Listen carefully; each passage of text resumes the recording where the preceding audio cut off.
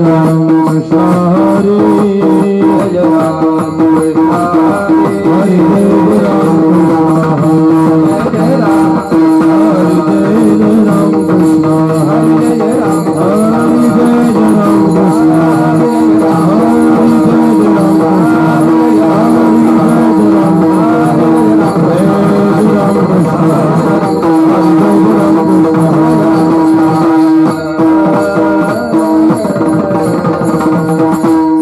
रूप पाहता लोचनी सुख झाले व सजनी तो हा विठ्ठल बरवा तो हा विठ्ठल बरवा तो हा माधव बरवा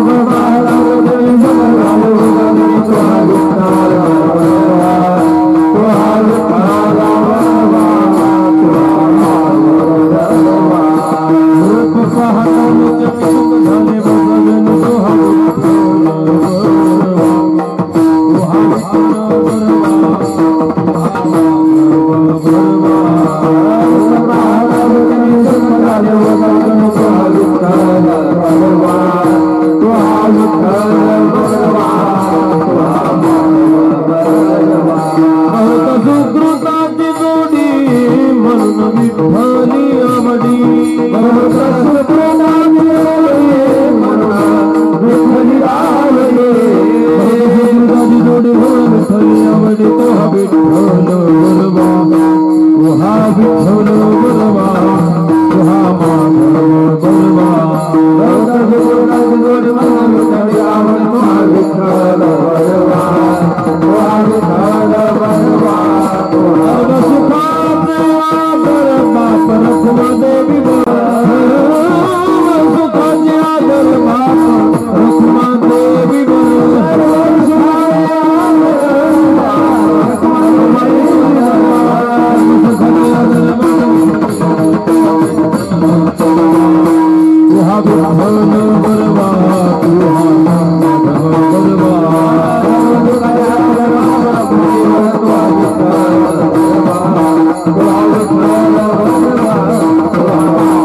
माधव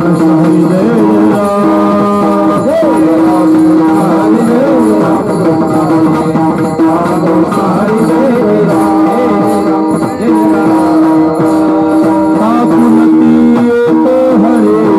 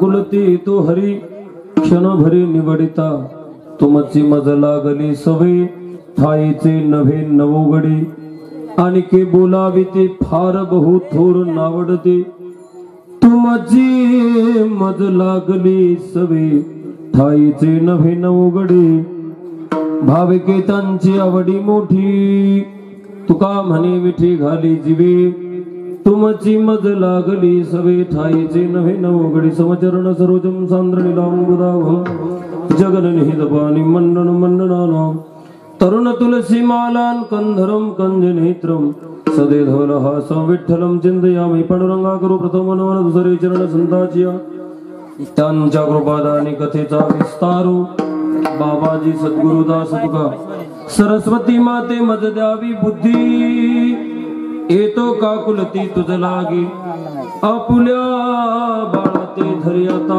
हाती न करी फजिती जनामध्ये रायगडी मंदिरी वसे माझा राया चरणाशी अर्पितो अजन्म ही काया जगदीश्वराशी जोडली ज्याची ख्याती प्रथम वंदितो तुम्हा छत्रपती जयांची केली स्मरण होय सकळ विद्यांचे अधिकरण तेच बंधू श्री चरण श्री गुरूंचे ते नमस्कार आता विठ्ठल विठ्ठल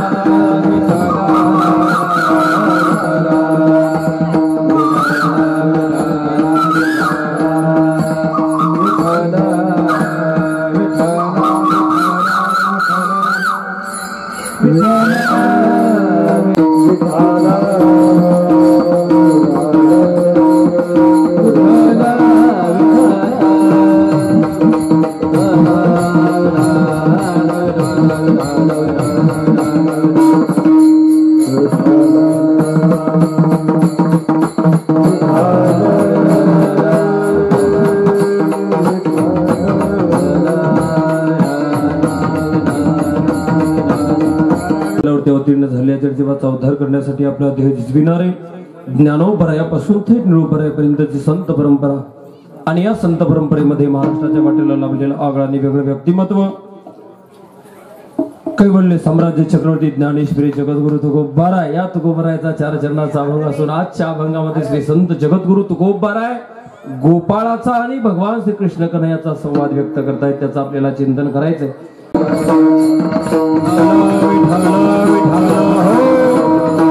एवढी हार तुम्ही घातली म्हणजे काही साधं नाही सोपं सांभाळणं वजन नाही वाटत त्याचं पण ते हाराचं जे आध्यात्मिक वजन ते सोपं नाही तुम्ही आमच्या गळ्यात हार घालता म्हणजे आमच्या गळ्यात जबाबदारी टाकतो महाराज तुमच्या गळ्यात आम्ही हार घालले आता हार घालण्याच्याच योग्यतेच्या आमच्या दृष्टीत राहा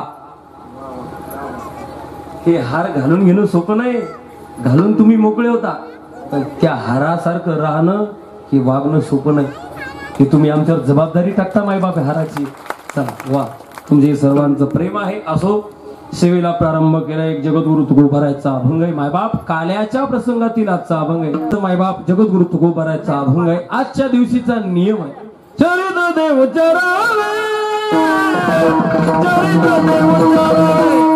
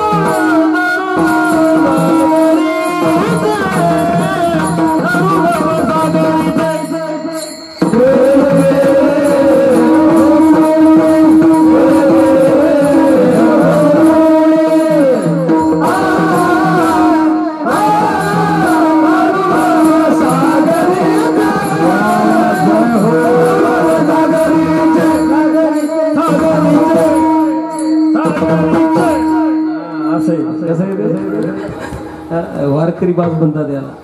आजच्या कीर्तनाचा नियम इतर कीर्तन भक्ती ज्ञान अविरहित इतरा गोष्टी न कराव्या, प्रेम भरे वैराग्याच्या युक्ती विवराव्या, किंवा शगुन चरित्रे परम पवित्रे सादर वर्णावी, सज्जन वृंदे मनोभावे आधी वंदावे, सज्जन जेने करुणी मूर्ती ठसावी अंतरी श्री हरीची, ऐशी कीर्तन मर्यादा आहे संताच्या घरची. इतर कीर्तनाचा नियम एवढा काय मी दोन प्रमाण बोलून गेलो. सगुण चरित्रे परम पवित्रे सादर वर्णावी मायबाप, पण भक्ती ज्ञानाविरहित इतरा गोष्टी न कराव्या हे इतर कीर्तनाचा नियम आहे. काय भक्ती ज्ञानाविरहित इतरा गोष्टी न कराव्या. इतर कीर्तनामध्ये दादा भक्ती ज्ञानाविरहित शिवाय गोष्टी गप्पा करूच नाही. आता त्याच्या शिवाय केल्याशिवाय जमत नाही लोकांना सुद्धा. हे कळायला थोडं अवघड जाईल आहे की नाही. त्याच्याशिवाय नाही बोलत लोक म्हणतात कीर्तन काय आणला, काय कीर्तन करा आणला तुम्ही. त्याच्याशिवाय जर नाही त्याची टाकूनच बोलावं लागेल हल्ली. पण मायबाप ओरिजिनल माणसानं वारकरी माणसानं तुम्ही आपला नियम बदलता कामा नये. हो म्हणून आजच्या कीर्तनामध्ये चरित्र ते उच्चारावे, जे चरित्र गोकुळी देवे केले ते चरित्र उच्चारावे. भगवान परमात्म्याचं चरित्र सामान्य नाही दादा.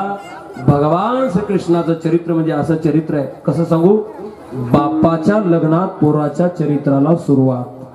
कधी बापाच्या लग्नात पोराच्या चरित्राला सुरुवात. पटेल का तुम्हाला. एखाद्या बापाचं लग्नच लागतंय आणि त्याच्यात आकाशवाणी झाले, त्याच्या पोराचं चरित्र सुरू झालं, लग्न लागल का ते. एखाद्या नवरदेवाचं लग्न लागतंय आणि त्याच्यात त्यांच्या पोराचं चरित्र सुरू झालं, लागल का आपल्याकडे लग्न. लागणारच नाही आणि आपल्याला पटणारही नाही. नाही पटणार नाही. पण घडलंय तसं. वसुदेव देवकीचं लग्न लागते दादा आणि त्या लग्नात पोराच्या चरित्राला सुरुवात झाली. आकाशाची वाणी सांगतसे कंसा, ए कंसा, किंवा आकाशाची वाणी सांगे सकळासी, अरे तळमळ मानसी करू नका. आकाशवाणी झाली कंसा, अरे ज्या बहिणीची तू थाटा माटात मिरवणूक काढली ना तिच्याच पोटी येणारा आठवा तुला, आठवा हिचा पुत्र वधील तुझसी ऐकोनी मानसी क्रोधावला. रे ज्या बहिणीची तू थाटा माटात मिरवणूक काढलीस, वरात काढली, तिच्याच पोटी येणारा आठवा तुला मारणारे. याला म्हणायचं बापाच्या लग्नात पोराच्या चरित्राला सुरुवात. देवाचं चरित्र सामान्य नाही दादा. आपल्या चरित्रासारखं चरित्र देवाचं नाही. आपलं चरित्रच काय. एक नाजूक वाक्य सांगतो तुम्हाला. चरित्र कुणाचंही होत नाही. ऐका, चरित्र हे चारित्र्यवानाचं होतं. काय म्हणतोय मी. चरित्र चारित्र्यवानाचं. ज्याचं चारित्र्य त्याचं चरित्र आणि ज्याचं चरित्र त्याचं चारित्र्य. ही मराठी भाषा आहे सावळीचा. ही मराठी भाषा आहे, समजायला थोडीशी अवघड जाते. ज्याचं चारित्र्य त्याचं चरित्र, ज्याचं चरित्र त्याचं चारित्र्य, ज्याचं चारित्र्य नाही त्याचं चरित्र होतच नाही. ही मराठी भाषाच अशी. फक्त एक काना दिला की अर्थ बदलतो. चारित्र्य आणि चरित्र. ज्यानं चारित्र्य जगलंय, ज्यानं चांगलं आचरण जगलंय त्याचं चरित्र होतं. कान्याचाच फरक. चरित्र आणि चारित्र्य मराठी भाषाच अशी आहे.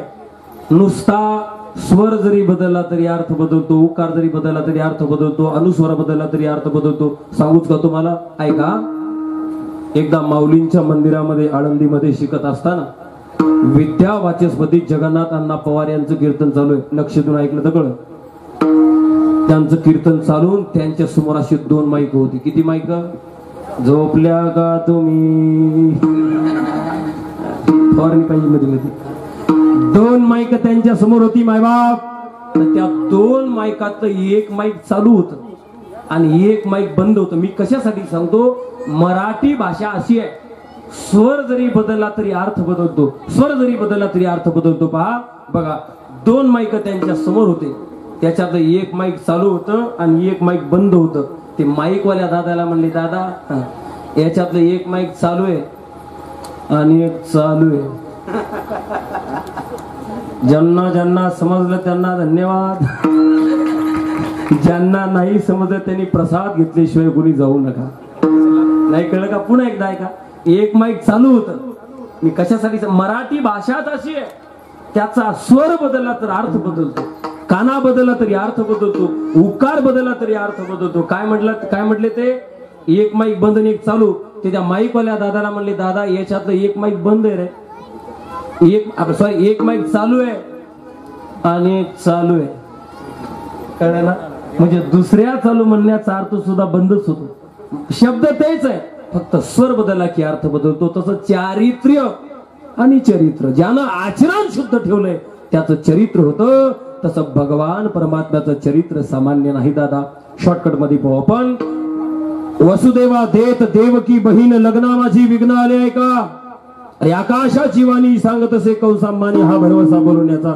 आठवाईचा पुत्र वधील तुझसी, ज्या बहिणीची तू वरात काढलीस ना तिच्याच पोटी येणारा आठवा तुला मारणारे म्हणून ठेवा बंदीखाने.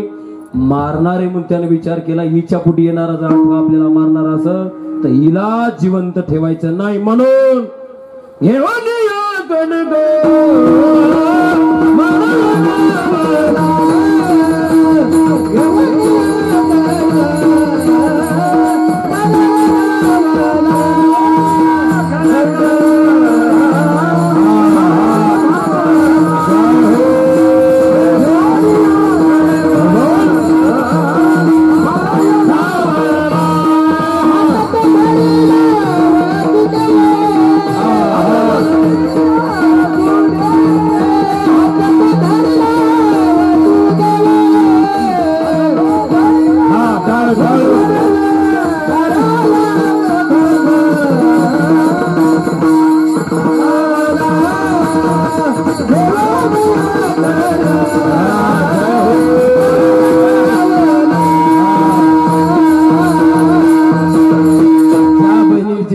होती की नाही, तिच्या पोटी येणार आठवा आपल्याला मारणारे समजले होते. कटपट्ट्यानं काय केलं माहिती? जिच्या पोटी आपल्याला येणारा मारणारे तिला जर मारलं तर तो जन्मालाच येणार नाही. मग आपल्याला कशाची भीती? घेऊन या खडग माराया धावला. कुणाला मारायला धावला तो? तिच्या मैत्रिणीला का? बहिणीला. जिला बहीण मानलंय तिची वरात काढली, तिच्या पोटी येणारा आठवा आपल्याला मारणार आहे म्हणून तिला मारायला धावला. घेऊन या खडग माराया धावला, हात तो धरीला वसुदेवी. थोडस मागे येऊन जर पाहिलं ना दादा, ज्यावेळेस वत्स्वरूपी पृथ्वी ब्रह्मयापाशी जाई नेत्रीबाई सर्व देवदेवतांना प्रार्थना केली होती. ब्रह्मदेवाने इंद्राने चला या मृत्यूलोकात अवतार घ्या, तर विष्णूने सांगितलं काळजी करू नका, मी अवतार घेईन, तुमचं सर्वांचं संरक्षण करीन. म्हणून भगवान परमात्मा या वत्स्वरूपी पृथ्वी मातेचं ऐकून, ब्रह्मदेवाचं ऐकून अवतार घ्यायला सिद्ध झाले. तर भगवान विष्णू ज्याच्यावरती पहुडलेले ते शेष, त्या शेषाची संभाषण सुरू झालं देवाचं. कोणाचं? भगवान विष्णूचं शेषाशी संभाषण सुरू झालं. चला अवत शेषाप्रती बोले लक्ष्मीचा वर, चला अवतार घेऊ आता. भगवान विष्णू म्हणले, शेषराव ओ शेषराव झोपले का? म्हणजे तिकडचं जाऊ. शेषाला म्हणताय भगवान विष्णू, चला चला अवतार घेऊ आता. शेषाला सांगितलं आपल्याला अवतार घ्यावा लागतंय, कारण पृथ्वी तलावर पाप वाढले, पापी जे अभक्त दैत्य जे मातले, आपल्याला अवतार घ्यावा लागतो. इतका चांगला संवाद आहे बघा त्यांचा, तुम्ही ऐकला असेल की नसेल, इतका गोड संवाद आहे त्यांचा. शेषानं सांगितलं, देवा तुला कुठं अवतार घ्यायचा तर घे, मला तुझ्यासोबत अवतार घ्यायचा नाही. भगवान म्हणले, कार्य काय झालं शेषा? येणार नाही देवा, तुझ्यासोबत अवतार मी घेणार नाही. अरे पण झालं काय? शेषानं सांगितलं, देवा मागच्या अवतारात तुझ्यासोबत आलो, विनाकारण फसगत झाली माझी. मागच्या अवतारात हेच भगवान विष्णू प्रभू रामचंद्र होते, राम होते राम, आणि हेच शेष लक्ष्मणजी होते. शेषानं सांगितलं, मला तुझ्यासोबत मागील अवतारी झालोच ते लक्ष्मण. जाणता आपण प्रत्यक्ष हे रे, अरे कारण नसताना रे तुला वनवास, आणि मला विनाकारण तुझ्यासोबत वनात 14 वर्ष यावं लागलं. बरोबर यावं लागलं नाही, वनात आलोच्या आलो. अरे तुम्हा दोघांना सुद्धा मी रोज फळ आणून द्यायचो रे, तुम्ही दोघं गप्पा मारत खायचे झाडाखाली बसून. गप्पा मारण्याची पद्धत तेव्हा बघून असेल नाही काही, गुलू गुलू. आता संवाद किती गोड आहे बा.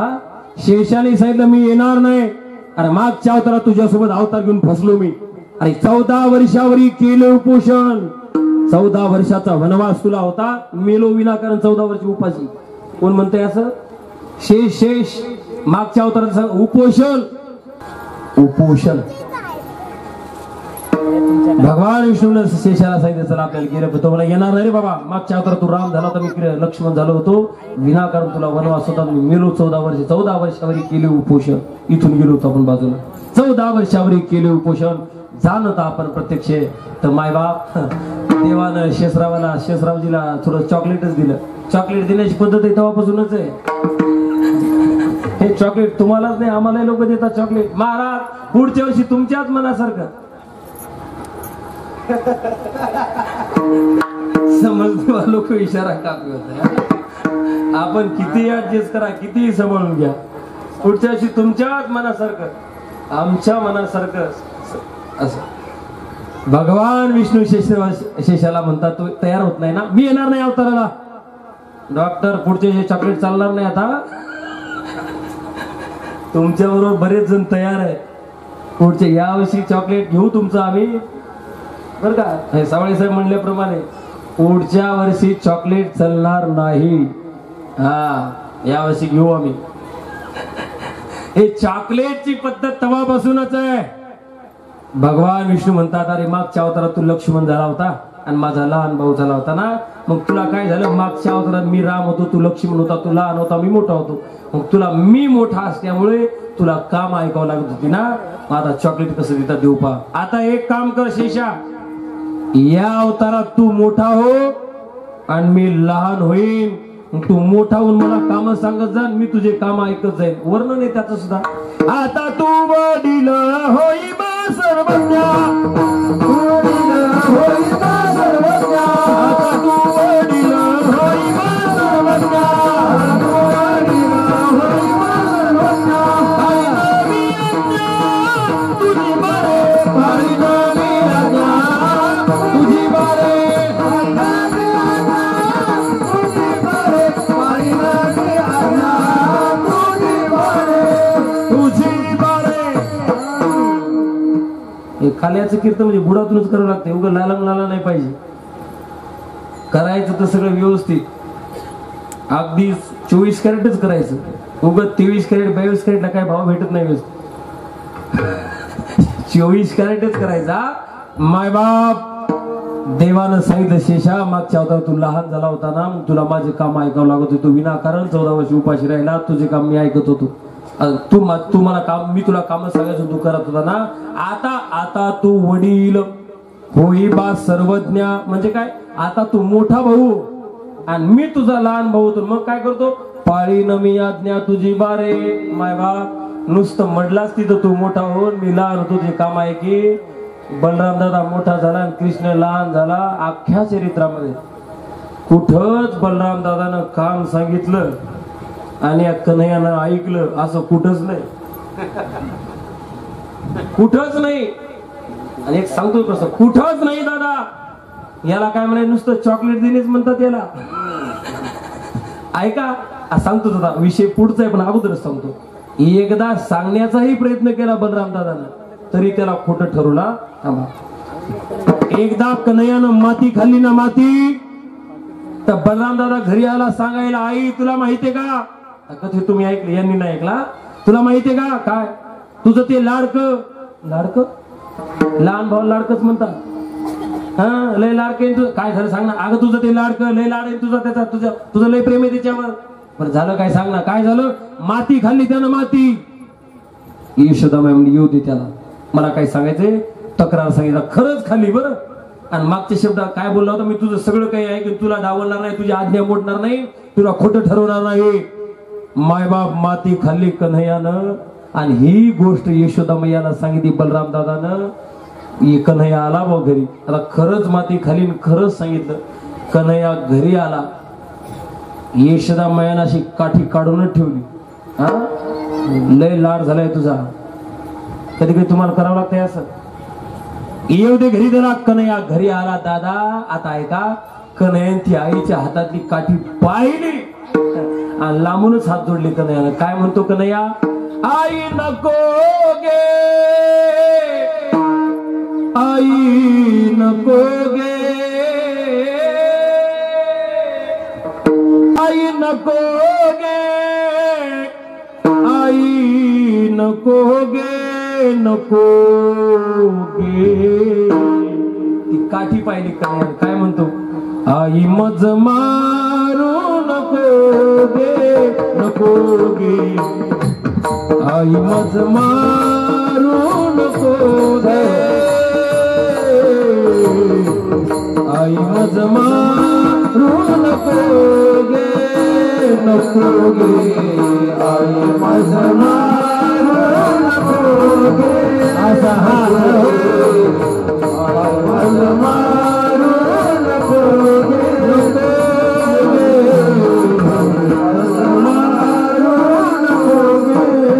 दादानं सांगितले कन्हैयानं माती खाल्ली आहे का दादा? तर कन्हैयानं ती काठी पाहिली यशोदा मैयाच्या हातात. हा असं वा विक्रम महाराज जय हो, असं वजनदार पाहिजे बाजूला. यशोदा मैयाच्या हातात ती काठी पाहिली केळीवाल्या शब्दात म्हणतो आई मज मारू नको गे, नको गे. आता यशोदा मैया म्हणतो ए इकडे किसने काय झालं आई? आणि बलराम दादाने सांगितलं ते खरं आहे का? काय सांगितलं आहे तुला त्यानं? अरे माती खाल्ली तू माती. आता शब्द ऐका कन्हैयाच्या मुखात, त्याला कसं खोटं ठरवतो कन्हैया बघा. हा काय म्हणतो कन्हैया? आई हे आई नाही नाही म्या पाहिली माती, बलराम दादा मज भेटला, बलराम दादा. हे आई काय ऐकते त्या दादाचं? त्या दादाचं ऐकत बसू नको बाई. तो बलराम दादा ना, बलराम दादा मज भेटला, तोही माझा पक्षपाती. आई मी माती तर खाल्लीच नाही, आता खाल्ली खरंच खाल्ली, पण काय म्हणतो बघा आई मी माती खाल्लीच नाही ग, पण बलराम दादा रे तोही माझा पक्षपात, तो माझा पक्षपात करतो. मैयाने सांगितलं तुम्ही काय पक्ष थोडीशी उभी काय, निवडणुकीला उभी का तुम्ही? ए कृष्णा माझा पक्षपात करतो म्हणतो. नाही गाई तो माझा पक्षपातच करतो. कशामुळे करतो सांग? आता कन्हैया कसं सोडतो बघा. आई दादाचं काही ऐकू नको, तो माझा मोठा भाऊ आहे. ऐका भावा भावात ती भांडणं तेव्हापासूनच आहे ती. कन्हैया म्हणला आई तो माझा मोठा भाऊ आहे, मी त्याचा लहान भाऊ आहे ना, त्यानं का मला काम सांगितलं? कन्हैया म्हणतो त्याने का मला काम सांगितलं ना मैया, आणि मी त्याचं का काम नाही ऐकलं? ते असले गाणे तुला सांगतो. पटलं का तुम्हाला? काय म्हणला? तो माझा मोठा भाऊ असल्यामुळं तुम्हाला काम सांगत राहतो, एखादं काम त्याचं मी का नाही ऐकलं बलराम दादाचं, त्याला येतो राग, आणि मग तो माझ्या अशा तक्रारी तुला येऊन सांगतो. वर्णन आहे तोही माझा पक्षपाती, त्याचे न ऐकले म्हणून मजवरी रुसते, आणि मग सांगते तुला येऊन सांगते. म्हणून आई नको गे, आई नको गे, आई नको गे, आई नको गे, नको गे, आई मज मारू नको गे, आई मज मारू नको गे.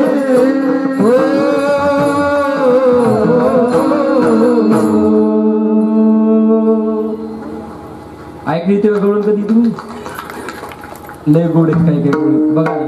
कन्हैयाची भाषाही तशीच आहे, ती शब्दही तसं, त्याची चालही तशी. काठी पाहिली कीच कन्हैया म्हणतो आई मज हे मारू नको गे.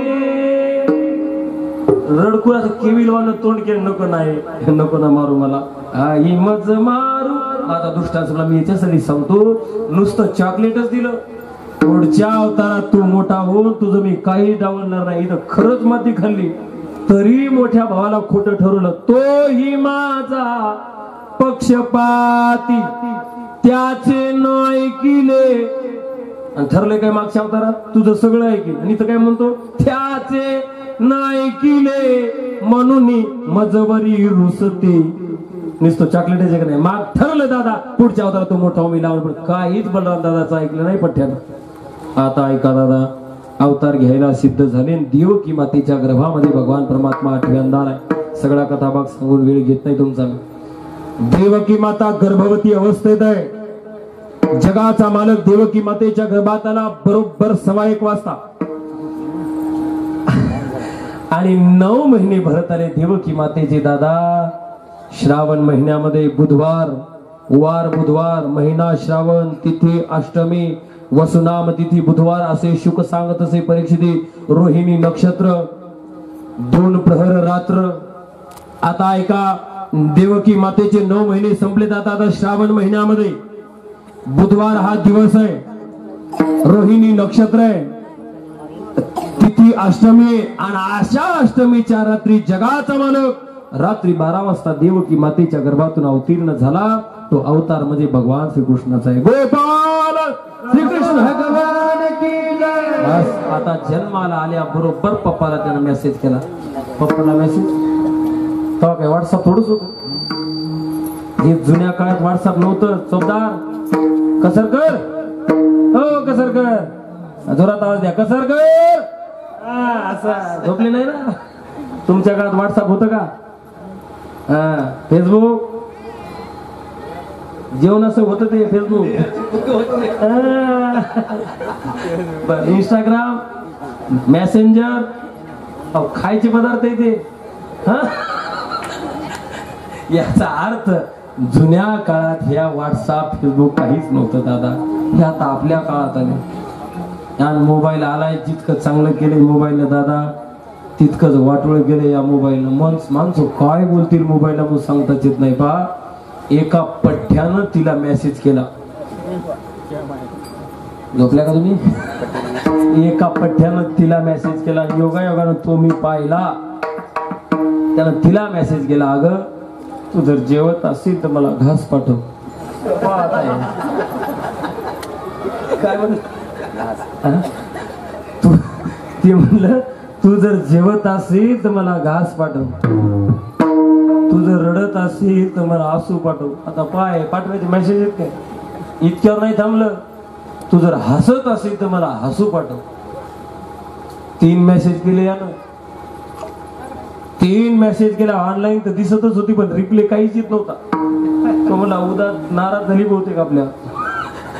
3 मेसेज केले. जेवत असेल तर घास पाठव, रडत असेल तर हसू पाठव, हसत असेल तर हसू पाठव. 10 मिनिटं झाली, एकही तिने मेसेज रिप्ले वापस केला नाही. पण 11व्या मिनिटाला याला टायपिंग करताना दिसली याची ती. आणि मग तिनं 11व्या मिनिटाला मेसेज केला. अरेच म्हणतात ना इकडं, आम्हाला काहीच माहित नाही. अरे मी जेवत नाही त्यामुळे तुला घास पाठवू शकत नाही. मी आता रडत नाही त्यामुळे तुला आसू पाठवू शकत नाही. मी आता झोपली नाही त्यामुळे झोप सुद्धा पाठवू शकत नाही. मी आता सध्या या वेळेला भांडे घासते, खरकट पाठवू का? हा मोबाईलचा व्यतिरेक आहे. मोबाईल चांगलंही तितकंच करतो दादा, वाईटही तितकंच करतो. मी माझं सांगतो, मला अभ्यास करायचा असेल तर मी पुस्तक हातातच घेत नाही. मग काय घेता म्हणा तुम्ही हातात? मोबाईल घेतो. मोबाईल म्हणजे काय पाहिजे ते सर्व आहे. तुम्हाला कोणतं पुस्तक पाहिजे, कोणती कादंबरी पाहिजे, कोणता श्लोक पाहिजे, कोणतं सुभाषित पाहिजे, कोणतं वेद वचन पाहिजे, काय पाहिजे ते मोबाईल मध्ये आहे. पण तेवढं पाहायला आम्हाला वेळ कुठे आहे? आम्हाला वेळ त्याच्यात पाहायला नाहीच. आम्हाला याच्यातच वेळ. खरकट पाठवू का? चला, जन्माला आला कन्हैया दादा आणि मेसेज केला, पप्पा उचला. म्हणून पप्पानं उचललं. नंदाच्या घराला माझं नेई गोकुळाला, नंदाच्या घराला माझं नेई गोकुळाला.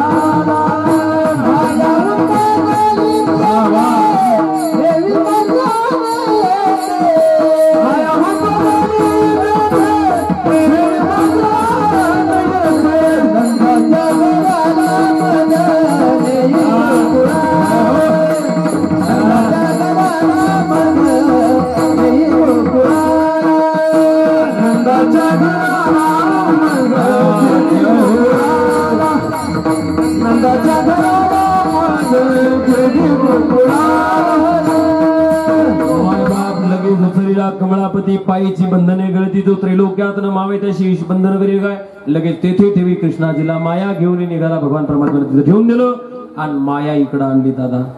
आता ऐका माया इकडं आणली ना तर मायेने सहित एक माया आल्याबरोबर दूतानं सहित हो महाराज महाराज तुमचा आठवा तुम्हाला मारणारा जन्माला आला. कंस पळतच गेला पाहिला तर आठवण आहे ती 8वी होती.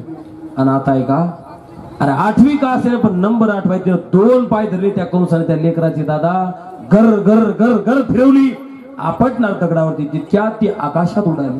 साहित्य का रे कंसा मला काय मारतो तुझ लागी मधी उपजला मजा. अरे माझ मला काय मारतो तुला मारणारा गोकुळा जन्माला आला. आता ऐका दादा महत्वाचं वाक्य सांगतो बघा.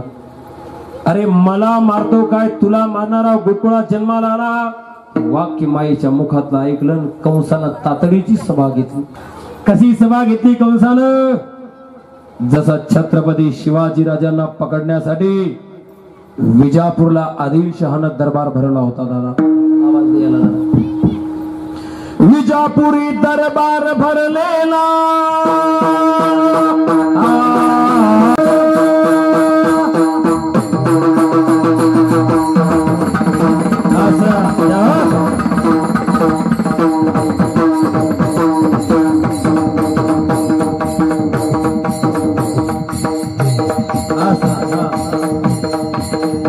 विजापुरी दरबार भरलेला पैजेचा विडा म्हणलेला शिवाजीनं मुलूक जिंकला. कोण पकडून शिवाजीला विजापूरला दरबार भरला होता दादा छत्रपती शिवाजी राजांना पकडण्यासाठी. पैजेमध्ये तबकामध्ये विडा म्हणला होता शिवाजीनं मुलूक जिंकला. अरे त्या शिवाजीनं सगळा मुलूक जिंकून टाकलाय. अरे कोण पकडून आणेल शाही लावा. तबकामध्ये विडा ठेवला होता सर्व सरदार सर्व दरबारात बसले होते. पण कोणाची हिंमत होत नाही छत्रपती शिवाजी राजाला पकडण्याची. प्रत्येकाला माहिती होतं हा राजाला पकडायचा असेल तर काळीज वाघाचं लागतंय. वाघाला पकडायचं असेल तर काळीज वाघाचं लागतंय शेळीचं नाही चालत. वाघाला पकडायचं असेल दादा तर काळीज वाघाचंच लागतंय शेळीचं नाही चालत. कुणाची हिंमत होत होती विडा उचलण्याची छत्रपती शिवाजी राजाला. दरबार फुल भरलेला आहे तबकात विडा ठेवलेला आहे सर्वांच्या मानाखाली आहेत. अशा बडी बेगम साहेब आदिलशाहची पत्नी त्या दरबारात आली आणि काय म्हणती अरे इस दरबार में एक ही मर्द है क्या नहीं. अरे ये दरबार सब नामर्दों का है एक भी मर्द नहीं इस दरबार में जो शिवाजी को पकड़ने वाला. ये दरबार सब नामर्दों का है. बाई म्हणली बाई त्या बसलेल्या सरदाराला कोपऱ्यात एका सरदारानं आवाज ऐकला जाता त्या बाईचा. अरे बाई असून आपल्याला नामर्द बनवती आपल्याला नपुसक बनवती बाई. सर्व सरदाराच्या मनाखाली होत्या दादा. पण कोपऱ्यात बसलेल्या सरदाराला त्या बाईचा आवाज नाही सहन झाला. कडक त्या सरदाराला आवाज नाही सहन झाला दादा.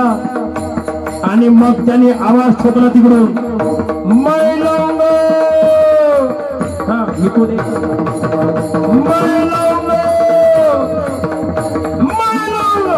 ए शिवा जिंदा या मुर्दा पेश करूंगा हुजूर यूं पकड़ के ले आऊंगा मैं लाऊंगा. कुणाचा आवाज आहे म्हणून त्या कोपऱ्याकडे सर्वांच्या मना फिरल्या होत्या दादा. पाहिलं तो कोण होता 7.5 फूट उंचीचा झुप्पा आडवान उभा सारखा त्याच्या पायातल्या खडावा कर कर अशा आवाज देत होत्या. आणि आता निघाला तो अफजल खान तबकातला विडा उचलण्यासाठी.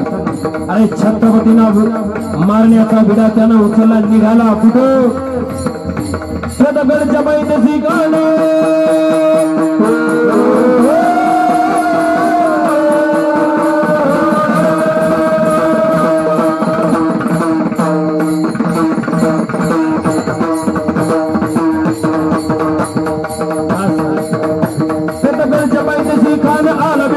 नाही त्याला दान शिवाजी राजाच्या घरामध्ये शिवाजी राजाच्या घरामध्ये शिवाजी राजाच्या घरामध्ये शिवाजी राजाच्या घरामध्ये जात नाही जाणीव शक्तीची दास नाही जाणीव शक्तीची काही कल्पना युक्तीची काही कल्पना युक्तीची काही कल्पना माय बाप अफजल खान निघाला आता प्रतापगडच्या पायथ्याला छत्रपती शिवाजीराजाला हा कसं कर अफजल खान निघाला आता कसा निघाला होता देव असा निघाला होता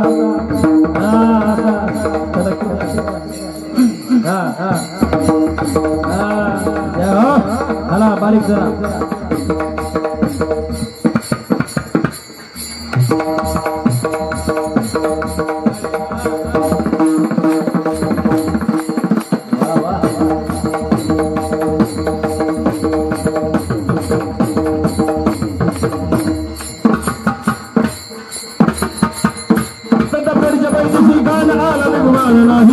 शिवाजी राजाचा करामती शिवाजी राजाचा करामती त्यात नाही जाणीव शकते त्यात नाही जाणीव शकते त्यात नाही जाणीव शकते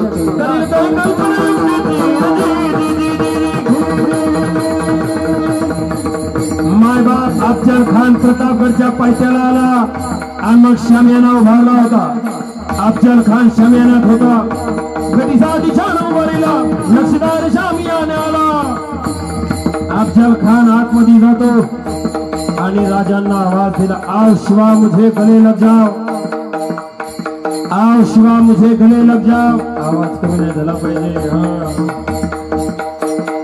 आओ शिवा मुझे गले लग जाओ छत्रपती शिवाजी राजांना पकडण्यासाठी हात पसरले कोण सलमान खान अफजल खान हात पसरले दादा आलिंगन देतोय छत्रपती शिवाजी राजाला आलिंगन दिलं काय केलं त्यानं खलदा अभिमान मानाला कटरीचा मान जेव केला अफजल खानाला छत्रपती शिवाजी राजाची मान आपल्या डाव्या बगलीत दाबली कटरीचा वाट छत्रपती शिवाजी राजाच्या पाठीवरती गेला राजाने ओळखलं मला मारण्याचा प्रयत्न करतो हा अफजल खान राजे सावध जात आहे अंगामध्ये चिलखत आहे एका हातात वागणं आहे एका हातात भिजवा आहे अरे चिलखत अंगात होतं कट्यार मारल्याबरोबर आवाज झाला राजांनी काय केलं खोट्या मध्य बिचवाला करायला वागण्याचा मारा केला वागण्याचा मारा केला वागण्याचा मारा केला अफजल खान मारायचा आता हा खोट्या मध्य बिचवाला केलेला वागण्याचा मारा केला आणि मग खानाच्या फडलं पोट आला अफजल खानाचा पोट फाडला छत्रपती शिवरायांनी खानाच्या फडलं पोट आला परिणाम त्याला गेला खानाचा कुत्रा बाहेर आला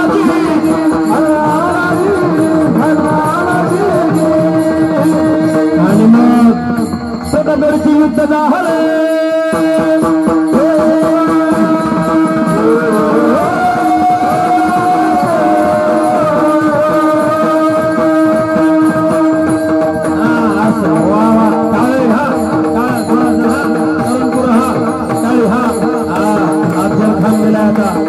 सर्वांनी गर्जना करायची माझ्यासोबत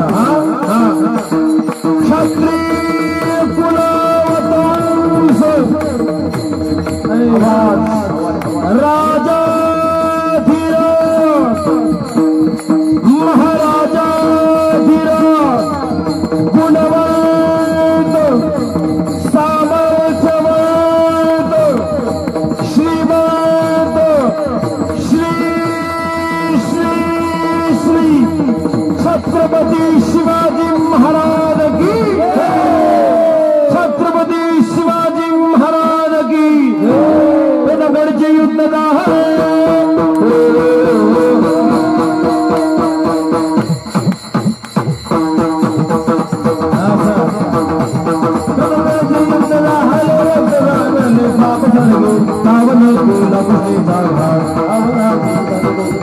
लावली गुलाब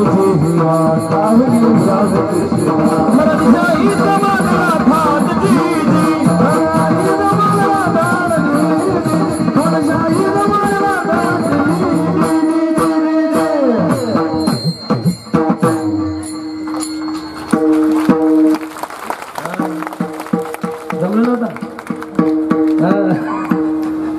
आता वाढवायला काही अडचण आता कमिटी वाढवल्याशिवाय राहत नाही चला तुमच्या नाही इतकं उभाड्या करायला सोपं नाही ए शिवजयंतीचे बाकीचे 3 कीर्तन आणि छत्रपती शिवरायाच्या जयंतीचं एकच कीर्तन बाकीच्या 3 कीर्तनाला जेवढी ताकद लागते ना ती इथं एकाच कीर्तनाला ताकद लागते. राजाचं चरित्र त्याच भाषेत सांगावं लागते. नाही तर मी म्हणलो अफजल खान प्रतापगडच्या पायथ्यावर पोहोचला, मर तिकडे जाय तू. चला कुठून निघलो तर आपले वीज कडाडली तिने सर मला काय मारतो तुला मारणारा गोकुळात मांडणारा. जशी छत्रपती शिवरायांना पकडण्यासाठी आदिलशहानं सभा भरवली होती, बरोबर 1:30 वाजता कंसानं सुद्धा सभा भरवली होती. कशाला?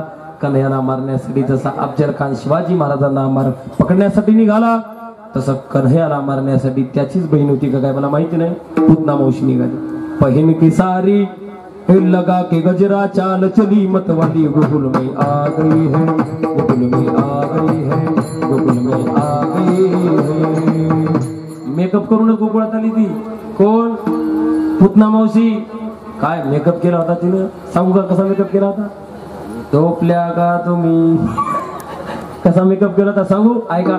पुतळ्या डोरल्या सगळ्या पैसे कमरेला कमर बडा नका दलत घालून मी सगळं थाट बाट करून सगळं थाट बाट करून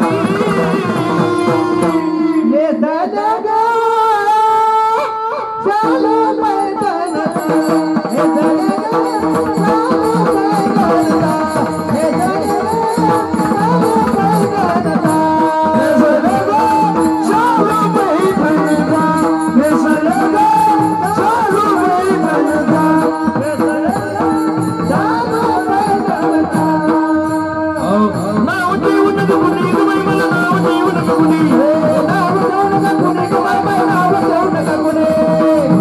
केला तिनं कोण? पूतना मावशीनं. पण माय बाप जाता जाता म्हणते नाव ठेवू नका कुणी ग बाई मला, नाव ठेवू नका कुणी, नाव ठेवू नका कुणी ग बाई मला, नाव ठेवू नका कुणी. पुतळ्या सगळ्या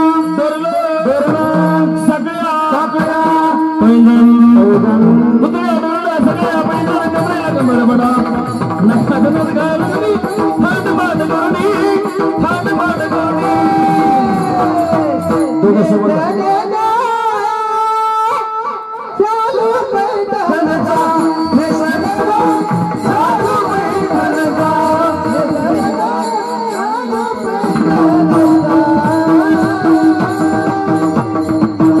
अशी मेकअप करून निघाली. काय म्हणती पुन्हा?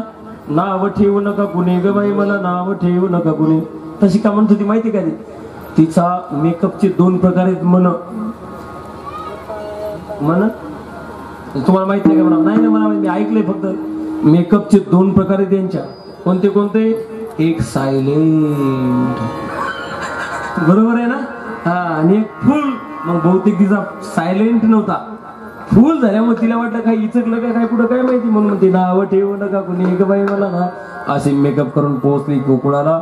मला सगळा कथा भाग माहित आहे. स्तनाला लावलं विष भरून नामा म्हणे आली नंदाची अघरा स्वरूप सुंदरा देवांगना. कन्हैयानं तिचा उद्धार केला. दादा मारून टाकली तर तिच्या शरीरातून राक्षसी नसून धूर, जो धूर निघाला ना तो सुगंधाचा धूर निघाला. दादा सुगंध बाहेर पडला. महाराज राक्षसी होती आणि तिला मारल्यावर तिच्या शरीराचा सुगंध का आला? त्याचं कारण आहे की राक्षसी जरी होती मरता मला कोळशाच्या दुकानात गेलो. तुम्ही कशाही पद्धतीने कोळशाच्या दुकानाचा दुकानदाराला मालकाला भेटा, त्यानं कोळशाच्या मालकानं तुम्हाला प्रेमानं आलिंगन देऊ द्या. ज्याचं कोळशाचं दुकान आहे त्यानं तुम्हाला प्रेमानं मिठी मारू द्या. प्रेमानं मिठी जरी मारली तरी आपला अंग काळा होतेच. मालकच कोळशाचा आहे, त्यानं प्रेमानंही मिठी मारली तरी आपलं शर्ट आपलं तोंड प्रेमानं हात जरी फिरले तर आपलं तोंड काळ. अत्तराच्या दुकानात जा. अत्तराच्या दुकानात गेलो ना दादा, चपला बुटा सगळं त्याच्या दुकानात जा. त्याची ना आपली ओळख नसू द्या. त्याला राग येतो का रे? अत्तराचं दुकान माझ्या दुकानातून चपला बुटा सगळं. अत्तराच्या मालकानं अशी बाही मागच सारली, कडेल कुणकानाखाली हल्ली. आता ऐका दादा, अत्तराचा मालक आहे, अत्तराच्या दुकानाचा तो मालक आहे. त्यानं कडेल कुण कानाखाली जरी हल्ली ना दादा, कोळशावाल्यानं प्रेमानं तोंडावून हात जरी फिरवला तर तोंड काळं होतं. अत्तराच्या मालकानं रागावून जरी कानाखाली हाणली तरी आपल्या गालाचा सुगंध निघतो दादा. मला वाटते संतांची संगत ही अत्तराचं दुकान आहे. संतांची संगती कशाही पद्धतीने करा, तुमच्या आमच्या जीवनाचा सुगंध आहे. मी याची संगती कशी करा, त्याचा दुर्गंधच आहे. समजते वालों को इशारा काफी होता है. चांगल्याच्या संगतीत कसंही घेत आपला सुगंध आहे. याच्या संगती मी कसंही जा, आपला सुगंध येणार नाही, दुर्गंधच. तसं पुतना मावशी राक्षस इथं नाही. असो असो कळलंय आम्हाला आता. पुतना मावशी राक्षसी होती, पण देवाच्या संगतीत गेली. परिणाम सुगंध तिच्या जीवनाचा शरीराचा बाहेर निघाला. मला वाटते आपल्या सप्ताहाचा सुगंध झाल्यासारखं वाटतंय. बरं आता ते टिकवणं तुमच्या हातात आहे. आपल्या सावळे साहेब तुम्हाला माहिती आहे, यावर्षी 41 जणांना माळी घातल्या. हे सुगंध आहे, पण या सुगंधात तुम्ही दुर्गंध आणू नका, म्हणजेच माळी घातल्याचं सार्थक आहे. बरं मला तुमच्यावरती विश्वास आहे. तुम्ही माळी घातल्या तर तुम्ही टिकवता. या सर्वांना मला कमालच वाटते हो.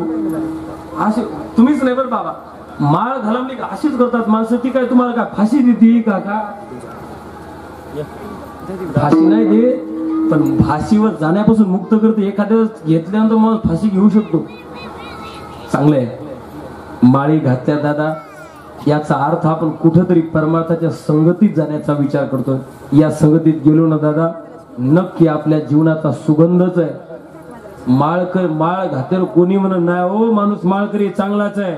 2 शिव्या का देईन इकडं. लोक काय माळ त्याच्याकडे, ते तसं करणारच नाही. आणि बिगर माळकरी कितीही चांगला असू द्या, त्याच्यावर काही चुकलं तर काय भरोसा आहे त्याचा. माळीचा इतका परिणाम.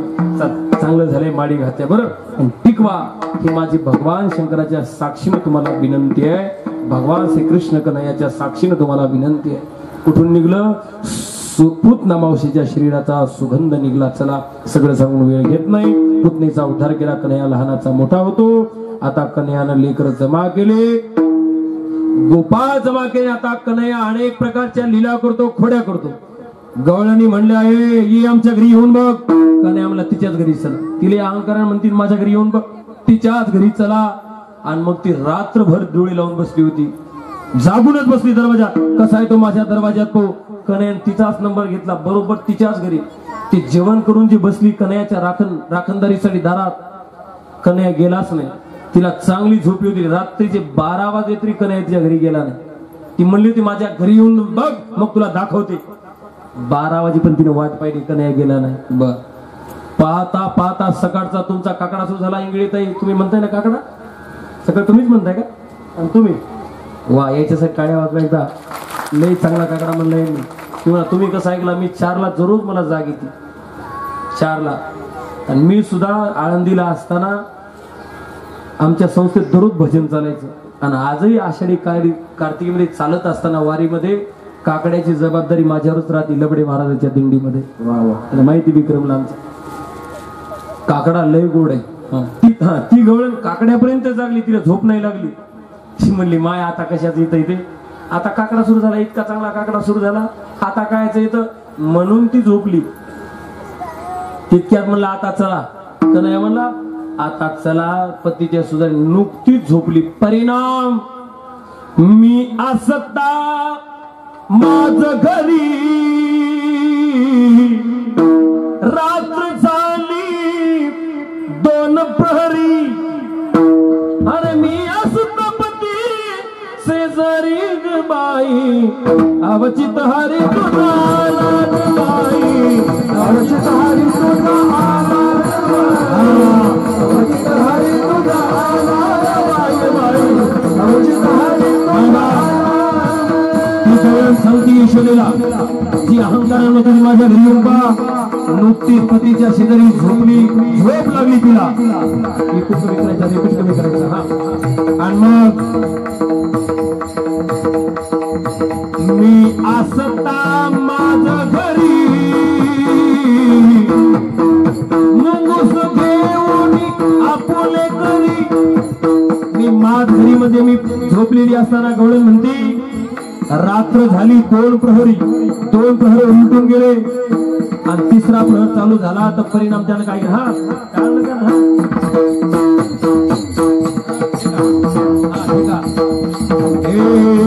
मी आसत्ता माझ घरी रात झाली दोन प्रहरी आणि मग मुंगूस घेऊन आपुले करी कन्यानं जाता जाता मुंगूस गेले मुंगूस आहे ओळखीचं तुमच्या मुंगूस स्वयंपाक करू लागते तुम्हाला नाही मुंगूस घेतलं कन्यानं दादा निघाला मुंगूस घेऊन आपुले करी जे अहंकार म्हणतो ते माझ्या घरी येत पा दोघाच्या मध्ये दिली सोडून मुंगूस सोडिले दोघा माझारी दोघाच्या मध्ये दिलं सोडून मुंगूस मला खरं सांगा ते मुंगूस दोघाच्या मध्ये सोडले हे दोघं झोपलेले आहे ते का गुदगुल्या करत असेल का मुंगूस त्याचं वर्णन नाथ महाराजांनी केलंय काय म्हणतात तव ते बोच करी आम्हा ते ग बाई अवचित हरी तुझा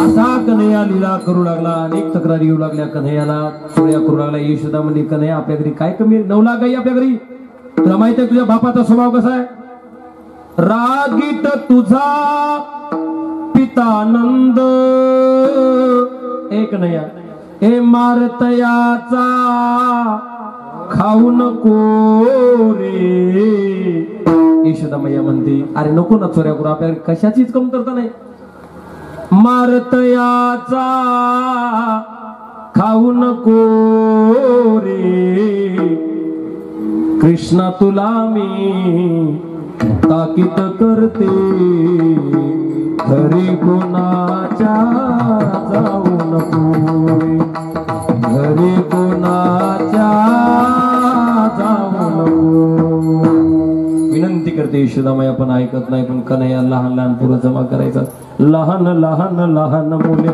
घेऊन लहान लहान लहान मुले घेऊन खोडा करी खोडा करी खोडा करी खोडा करी मन मोहन हा खोडा करी मन मोहन मन मोहन मोहन मोहन मोहन लाजबे हा चक्र पाणी हे जमी हजे हजे गाय गाणे लाजबे हा चक्र पाणी जमी हजे गाय गाणे खोडा करी मन मोहन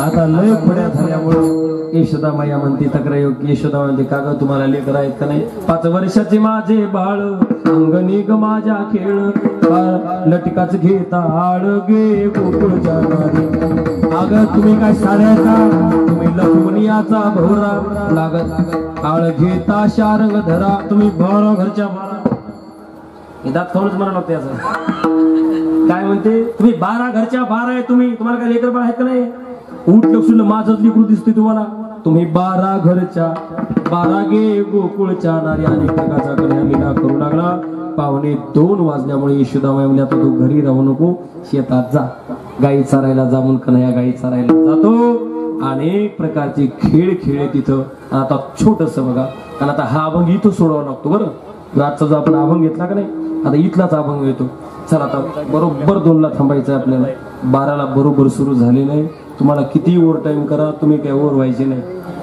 होती होणार आहे अनेक प्रकारचे खेळ खेळेल गोपाळांनी मीटिंग घेतली पेंद्याने मीटिंग घेतली पेंद्या म्हणलाय आरतीच्या सोबत आपण नेहमीच राहतो त्याच्या सोबत राहून तर आपण आनंद घेतोच पण आता असं करू त्याची आपण कट्टी धरून पाहू कट्टी आहे माहित तुम्हाला महिला मंडळी कट्टी आहे माहित तुम्हाला कशाचं खातात ती खातात नाही कट्टी आपल्या सगळ्याच्या जीवनात आहे लहानपणी आपण कट्टी दो प्रत्येकाची झालेली तसं पेंद्या म्हणला आपली मीटिंग घेऊ त्या कन्हैयाची कट्टी धरू आणि त्याला जर आपण वेगळं टाकून पाहू बघू आपल्या वाचून त्याला कसं होतं त्याच्या वाचून आपल्याला कसं होतं आता तुमचं तसंच झालंय माळीवाली तुम्ही त्याची कट्टी धरून टाका तुम्ही कायमची याची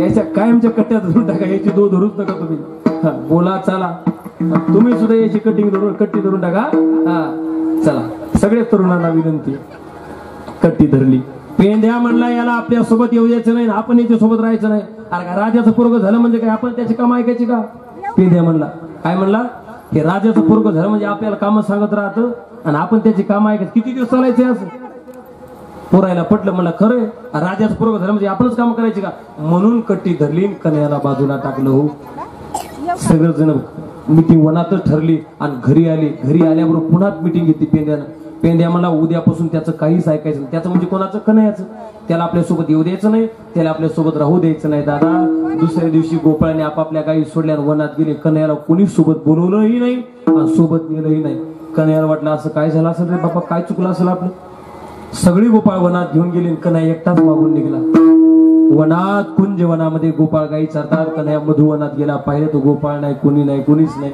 कन्हैयाला वाटलं झालं तरी काय माझं गोपाळ नाही गाई नाही कोणीच नाही उंच झाडावर गेला कन्हैया आणि सगळीकडे पाहू लागला माझे गोपाळ कुठं गायी चरतात तर लांब दिसल्या गायी गोपाळही दिसले गायी दिसल्या कन्हैयाला कुंज वनामध्ये तिथून कन्हैयाला हाका मारायला सुरुवात केली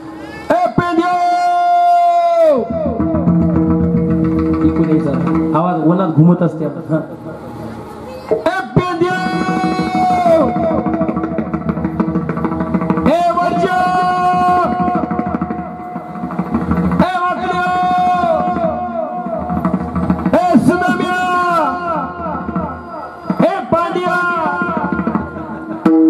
झोपले का असा कन्हैया आवाज देतो ना पेंद्या काय मला माहिती का त्याच्या हाकेला हाक जर कुणी दिली तर गाठ माझी तब्येत पाहून घ्या पेंद्या असा गचके होता त्याच्या हाकेला हाक कोणी द्यायचं नाही हो त्याला कोणी द्यायचं सगळेला आवाज देत होता कोणीच कन्हैयाला बोलत होतं कन्हैयाला वाटलं जाऊ द्या बापा आपणच गोपाळाकडे जाऊ आपण माघार घेतली तर काय झालं त्यांनी आपली कट्टी धरू द्या पण आपण गोपाळाकडे जाऊ विश्वाचा मालक गोपाळ बोलत नाही तर कन्हैया आपल्या गायी घेऊन गोपाळाकडे गेला गायीमध्ये गेल्या आणि कन्हैया आता गोपाळाकडे गेला बघा तुम्ही नवीन कधीच नाही केला विषय तुम्ही गायीमध्ये गेला आणि कन्हैया गोपाळाकडे गेला पेंड्या काय म्हणला माहिती ते आलं बरं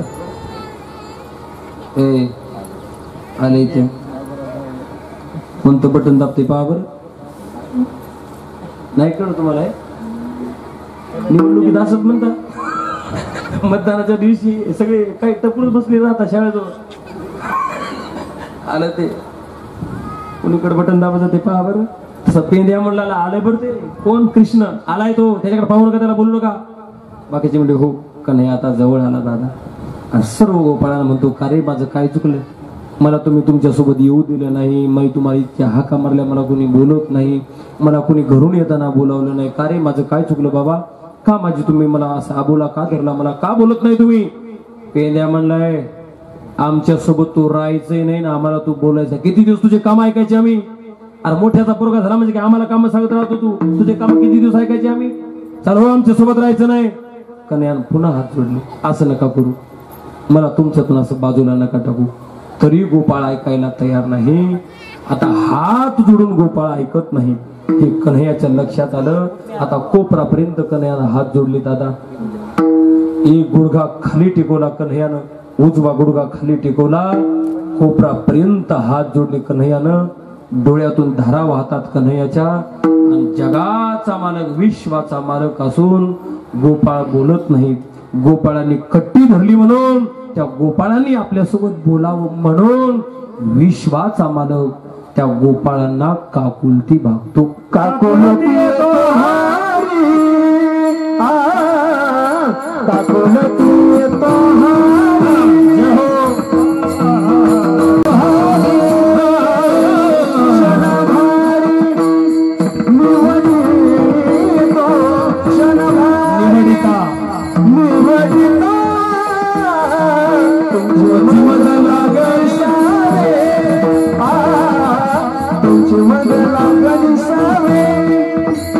चला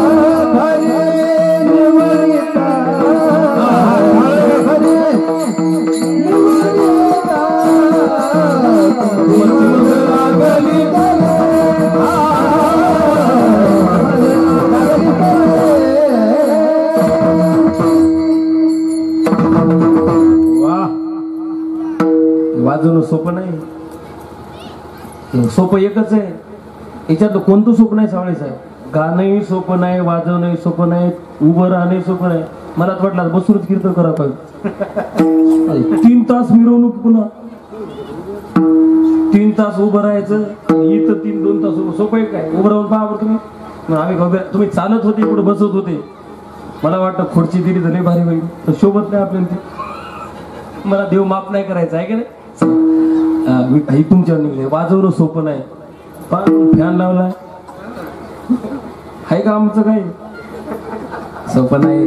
हातातून बोल काढावं लागतात. धान धिकीट धातकड धिकीट कथा गदी गण नग नग नग धीर धीर धीर धातकड धिकीट कथा गदी गण धा तकीट धातकड धिकीट कथा गदी गण धा तकीट धातकड धिकीट कथा गदी गण धा.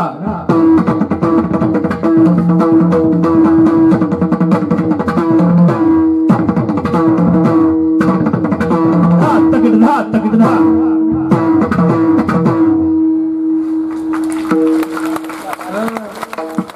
हे म्हणून पाहता काय का माझ्या मागे तुम्ही म्हणा बरं. धान धिकीट धातकड धिकीट म्हणता का?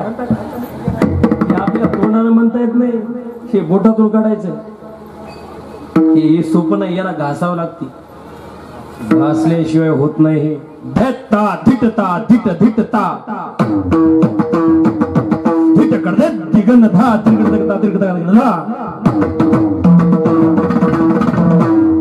धा धा धा धा तिरकता धा धा धा.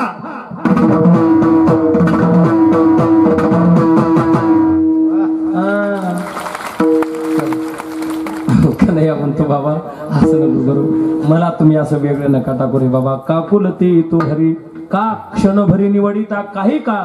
गोपाळाने कन्हैयाला बाजूला टाकलं तर विश्वाचा मला रडतो. असं नका करू बाबा, वेळ संपल्यामुळे आता तुकोबराय सरळ सांगतात, तुम्ही मला असं वेगळं नका टाकू. का तुमची मज लागली सवय, तुमची मला सवय लागल्यामुळे मला तुमच्या वाचून करमत नाही. झोपले का तुम्ही? ज्याची ज्याला सवय लागते त्याच्या वाचून माणसाला करमत नाही. तिथंच यायला का पण मला आता बीडीचं सांगायचं होतं दादा. नाही मला मित्राचं सांगायचं. ज्याची ज्याला सवय लागते दादा त्या माणसाला भेटल्याशिवाय करमत नाही. मित्र जर भेटले ना दादा, तुकोबराय म्हणतात कन्हैया म्हणतो मला असं वेगळं टाकू नका. तुम्ही माझे जुने मित्र आहात, नवीन नाही. तुम्ही माझे फार जुने मित्र असल्यामुळे तुमची मज लागली सवय ठाईचे नव्हे नवगडे. तुमची मला सवय लागल्यामुळे मला तुमच्या वाचून करमत नाही, मला वेगळं टाकू नका. कन्हैया म्हणला अरे गोपाळांनो, तुम्हाला वाटत असेल या कन्हैयाला दुसरं कोणी विचारतच नाही. अरे मला लय मोठे मोठे लोक बोलावतात. कन्हैया म्हणतो ऋषी मुनी जपी तपी संन्यासी मी एकदा भेट द्यावं म्हणून तपश्चर्या करतात. पण कन्हैया म्हणतो मला ती आवडत नाही ना. आणि के बोलावी ती फार, मला ती आवडत नाही. का? बहु थोर नावडती, मोठी माणसं मला आवडत नाहीत. का? तुमची मज लागली सवय, तुमची मला सवय लागल्यामुळे मला तुम्ही असं वेगळं टाकू नका. मित्र दादा, जीवनामध्ये मित्र फार महत्वाचा राहतो. प्रत्येकाला मित्र आहेच. मित्र, जुने मित्र भेटले की आनंद वेगळाच राहतो. मी काल बोलून गेलो कथेमध्ये. दुःख अडवायला सारखा मित्र वनव्यामध्ये गारव्या सारखा. दुःख अडवायला दुःख अडवायला सारखा मित्र वनव्यामध्ये गारव्या सारखा. मित्र वनव्यामध्ये गारव्या सारखा.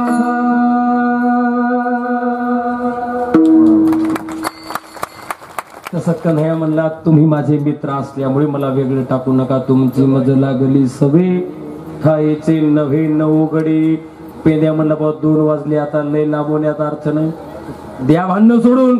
म्हणून कट्टीची दो झाली, भांडणं मिटले. आणि त्याच वर्णन तुकोबा करतात. भाविके त्यांची आवडी मोठी, त्याला भाविकाची आवडच आहे, त्याला गोपाळाची आवडच आहे. आणि भाविकाला त्याची आवड आहे, त्याला भाविकाची आवड असल्यामुळे कट्टीची दो झाली. तुकोबा म्हणतात आनंदानं सर्वांनी मिठ्या मारल्या. तुका म्हणे मिठी घाली जीवे. आनंद झाला. पुन्हा खेळ खेळे म्हणजे आता खेळणं बस करा, शिदुऱ्या एकत्र करा. सर्वांच्या शिदुऱ्या एकत्र केल्या. वाळवंट मध्ये, यमुनेच्या वाळवंट्यामध्ये उंच खडकावरती भगवान परमात्मा बसला. सगळ्याच्या शिदुऱ्या एकत्र केल्या. तो काल्याचा प्रसाद भगवान परमात्म्याने सर्व गोपाळांच्या हातावरती दिला.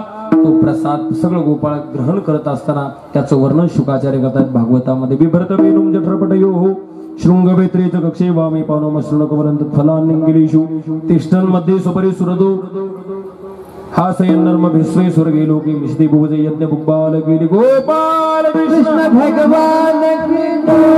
हा काला यमुनेच्या वाळवंटामध्ये भगवान श्रीकृष्णाने साजरा केला म्हणून तोच काला आज आपल्या पिंपरी गावामध्ये संपन्न होत आहे. वेळेत आलाय बरं आता मग तुम्हाला नाही हो, आमचं पाहणं जरा तुम्ही काय ऐकणारच आहे. ऊस गोड लागला म्हणून काय मुळाचं का खावा, गावचा पाटील झाला म्हणून काय गावाची बुडवावा. हरे कृष्णा हरे कान्हा मन रंगन मोहना.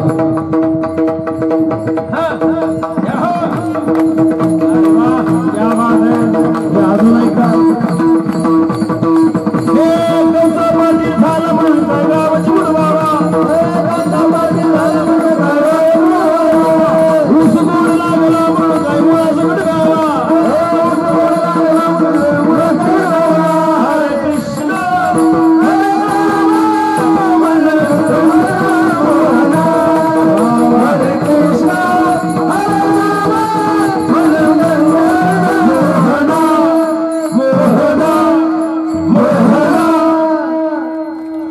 किती म्हणले ते नाही.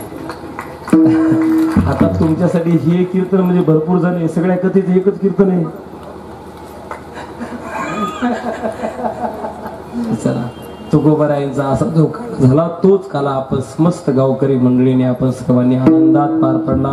अगदी आनंदामध्ये पार पडलेल्या सप्ताहात सगळ्याचे चेहरे सांगतात की या वर्षीचा सप्त्याचा आनंद काय आहे. तोंडानं सांगायचीच गरज नाही. प्रत्येकाच्या चेहऱ्यावरूनच दिसतंय की सप्ताह कसा झाला.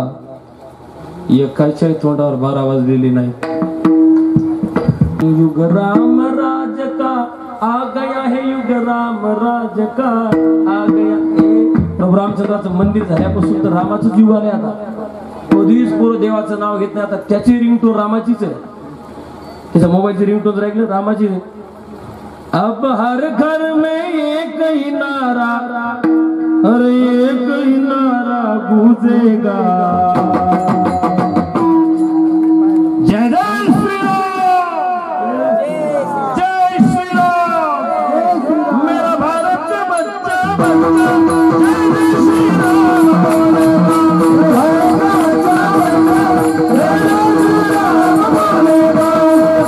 550 वर्ष झालं रामचंद्राचं मंदिर थांबलं होतं. पण आज तुमच्या आमचं काहीतरी मागच्या जन्माचं पुण्य असेल. रामचंद्राचं मंदिर आज तुम्हाला पाहण्यात येत. म्हणून सर्व मायबाप तुम्ही आता रामचंद्राच्या रामनामात गेली झाली. राम नाम का पी की प्याला, प्याला प्यायचा आता कोणता. आता सर्वांनी पिलेलीच आहे. राम नाम का पी की प्याला, अरे राम नाम में झूलेगा.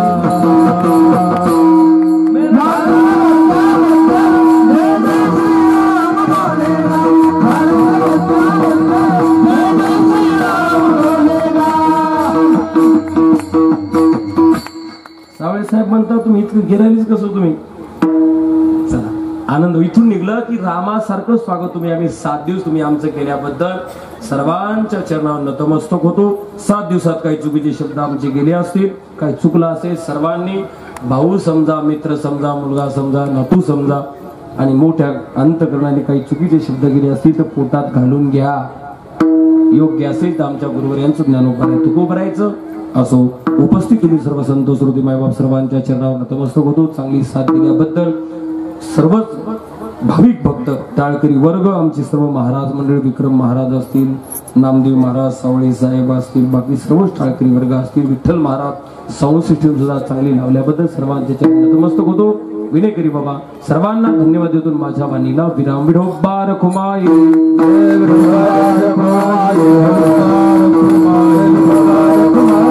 ज्ञानेश्वर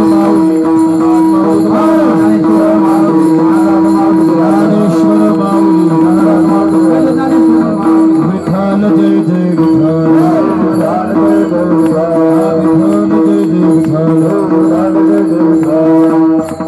शिंके लांब विले दुरी